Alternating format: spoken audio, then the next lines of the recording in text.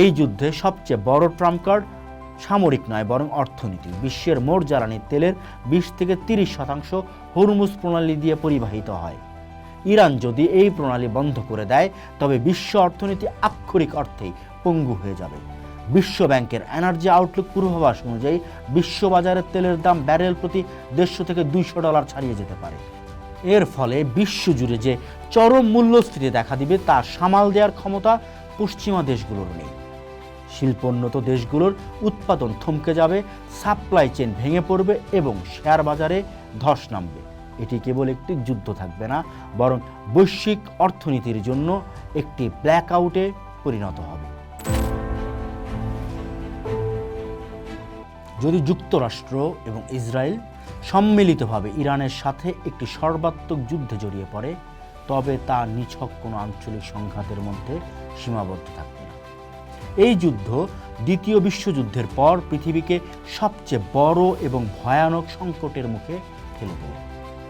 আধুনিক ভূরাজনীতি, সামরিক সক্ষমতা এবং বিশ্ব অর্থনীতির আন্তঃসংযুক্ত কাঠামোর কারণে এই যুদ্ধের ফলাফল হবে সুদূরপ্রসারী।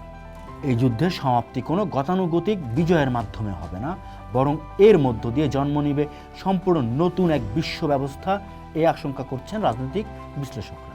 কিভাবে পরিচালিত হবে এই যুদ্ধ এবং এর সমাপ্তি বা কোথায় তা বুঝতে হলে কয়েকটি মূল প্রভাবক নিয়ে আলোচনা করা খুব বেশি জরুরি প্রয়োজন। যুক্তরাষ্ট্র ও ইসরায়েল যদি মনে করে যে কয়েক সপ্তাহ টানা বিমান হামলা বা পারমাণবিক বোমার ভয় দেখিয়ে ইরানকে আত্মসমর্পণ করানো যাবে তবে তা হবে চরম ভুল হিসাব।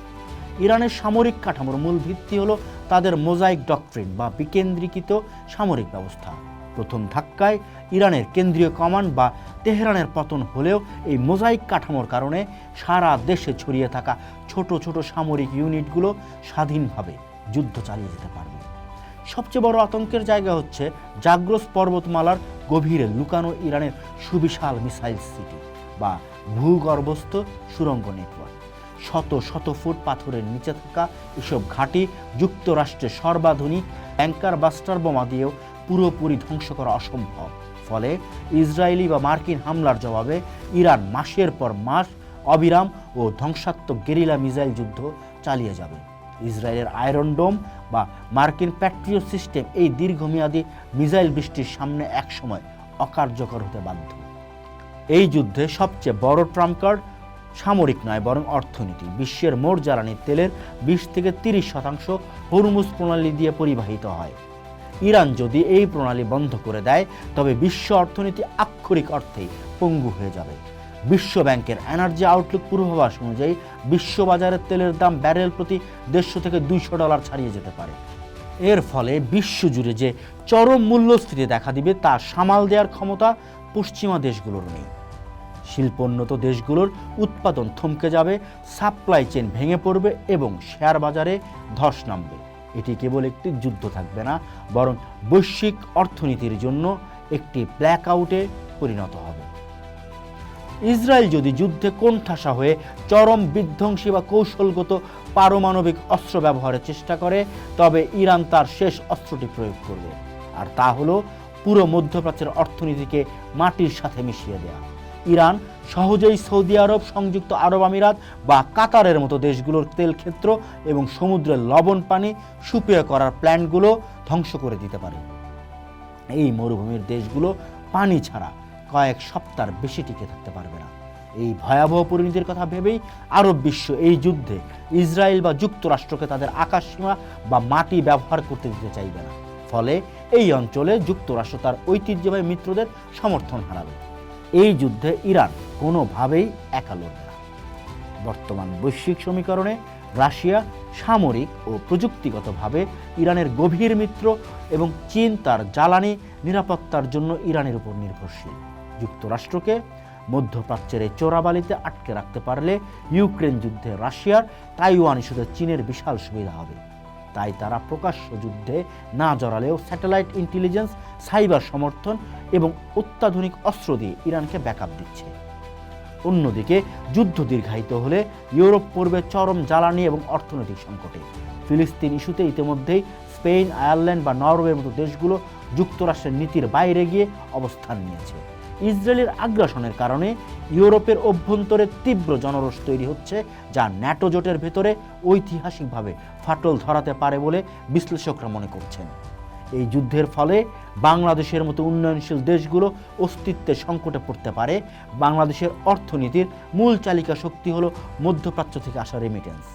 যুদ্ধ, তেলের দাম বৃদ্ধি, অবকাঠামো ধ্বংসের কারণে যদি দুবাই, কাতার এবং সৌদি আরবের অর্থনীতি ভেঙে পড়ে, তবে লাখ লাখ বাংলাদেশি শ্রমিক বেকার হয়ে দেশে ফিরতে বাধ্য হবে।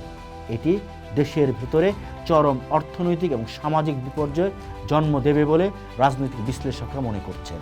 পাশাপাশি পরিবর্তিত পরিস্থিতিতে যুক্তরাষ্ট্র যদি মধ্যপ্রাচ্য ও এশিয়ায় তার প্রভাব হারায়, তবে বাংলাদেশকে নতুন করে চীন, রাশিয়া বা ভারতের সাথে সম্পর্ক মূল্যায়ন করতে হবে। এই নতুন বহুমাত্রিক বা মাল্টিপোলার ওয়ার্ল্ড ভূ রাজনৈতিক সিদ্ধান্ত নিলে বাংলাদেশকে চরম মূল্য চোকাতে হতে পারে। এই যুদ্ধ কোনো হলিউড সিনেমার মতো শেষ হবে না, যেখানে মার্কিন প্রেসিডেন্ট ডেকের উপর দাঁড়িয়ে মিশন অ্যাকমপ্লিশড ঘোষণা করবে। স্থলপথে ইরানের আগ্রাসন চালানো যুক্তরাষ্ট্রের জন্য ভৌগোলিক কারণে অসম্ভব। এটি দ্বিতীয় ভিয়েতনাম বা আফগানিস্তানের চেয়েও ভয়াবহ হবে। মার্কিন জনগণ এবং তাদের অর্থনীতি নতুন করে ট্রিলিয়ন ডলারের যুদ্ধের ভার নিতে প্রস্তুত নয়। অন্যদিকে ইরানের মূল লক্ষ্য ইসরায়েলকে দখল করা নয়, বরং মধ্যপ্রাচ্য থেকে মার্কিন উপস্থিতির সম্পূর্ণ অবসান ঘটানো এবং ইসরায়েলকে একটি দুর্বল, ভঙ্গুর রাষ্ট্রে পরিণত করা, যাতে তারা আর কখনো আঞ্চলিক হুমকি হতে না পারে। যদি এই যুদ্ধ সর্বাত্মক রূপ নেয়, তবে শেষ হবে একটি আপোষের মাধ্যমে।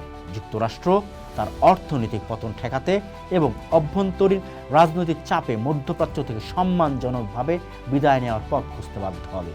ইসরায়েল তার চারপাশে থাকা ইরান সমর্থিত ছায়া শক্তিগুলোর কাছে দীর্ঘমেয়াদী অস্তিত্বের সংকটে পড়ে যাবে।